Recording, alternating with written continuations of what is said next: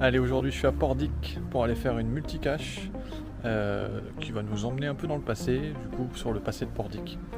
Donc on va y aller ensemble et je pense que la vidéo va être un petit peu longue, donc reste bien jusqu'à la fin pour voir si j'ai trouvé la cache. Allez, on y va. Allez, le premier point nous emmène à l'ancienne gare de Pordic. Une ancienne gare qui est aujourd'hui désaffectée.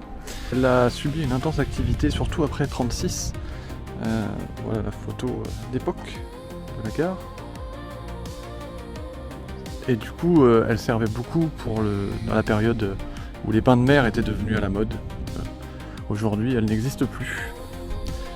C'est un autre bâtiment qui a remplacé. Et du coup, dans l'énigme, on nous demande de compter le nombre de fenêtres. Donc je m'exécute. Et on continue. Et oui, donc cette ancienne gare a été aujourd'hui reconvertie en salle des fêtes. Voilà, rien à voir avec les trains aujourd'hui. Allez, on continue. On passe devant l'ancien café-hôtel de la gare. Voilà l'ancienne photo et la nouvelle. Et du coup, on continue la balade.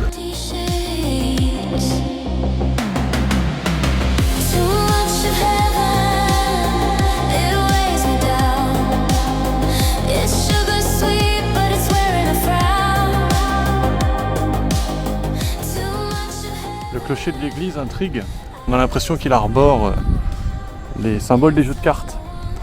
Mais du coup, ça n'a rien de profane en fait. Ils expliquent sur la page de la cache que l'étoile représente la gloire, l'ovale la richesse, le cœur l'amour, le trèfle la fidélité, le rectangle la loi de Dieu et le losange la vie humaine, le triangle la divinité et enfin le cercle l'éternité.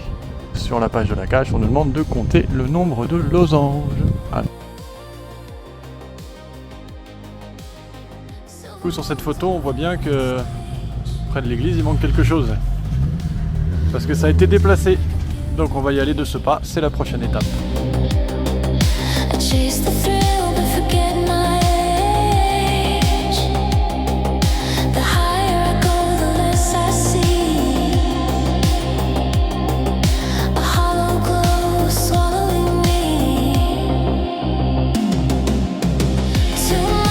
Et oui, voilà le monument aux morts. Du coup, il a été déplacé, celui-ci. Et en plus d'être déplacé, on a ajouté quelque chose. Et on nous demande combien de choses ont été ajoutées sur ce monument. En gros, il suffit de regarder les plaques en bas et de les compter. C'est pour la prochaine étape. Pour rejoindre le prochain point, on nous fait traverser la rue Massignon. Et voici ce qu'on nous explique sur ce personnage. Orientaliste pour certains, islamologue pour d'autres. Il eut une vie riche et mouvementée qui fit de lui un pacifiste convaincu.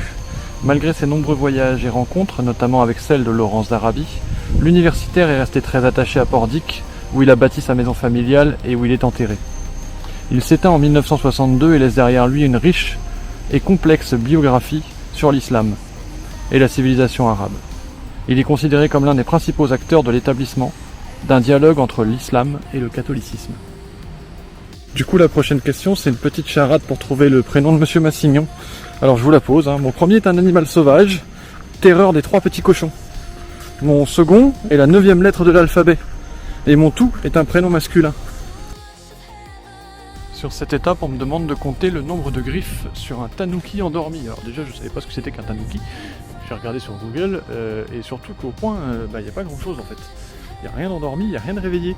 Donc je ne sais pas de quoi on parle exactement. Je vois un petit jeu d'enfant là-bas, c'est un écureuil pour moi. Le tanuki, ça ressemble pas vraiment à ça, mais je vais compter le nombre de griffes dessus et puis peut-être que j'aurai la bonne réponse, on verra à la fin. Et on arrive dans l'ancienne ferme. Voilà, petite image de la ferme, je vous la mets comme tout à l'heure, la nouvelle et l'ancienne. Et donc du coup, la ferme, la Villa Robert a pas tellement changé, je trouve. Bon, ça a été modernisé, mais ça n'a pas tellement changé, elle est toujours présente.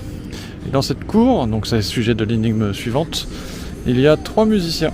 3 musiciens, et on nous demande de compter le nombre de cordes de l'instrument le plus grand. Je me demande bien lequel a les cordes les plus grandes.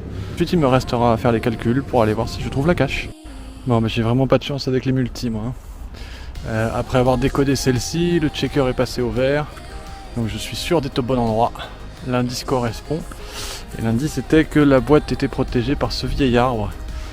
Donc j'ai fait 3 fois le tour, je ne trouve rien. Je suppose, au vu de ce trou là, qu'elle devait être ici, dans le trou, avec cette pierre par dessus qui était juste à côté. Mais je pense que la boîte a disparu, donc ce sera un DNF pour moi aujourd'hui. Dommage.